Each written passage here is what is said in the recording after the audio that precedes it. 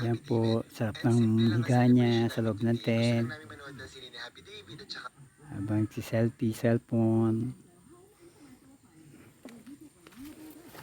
Siya. Yan, si Commander sa loob ng tent.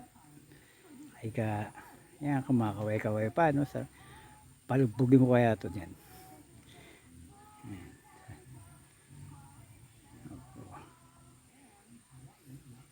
Maamo na? Hindi. Ayun ang narinig ko.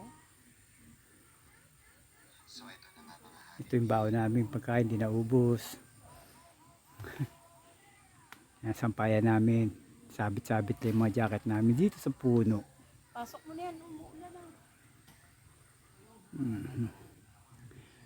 Yan po.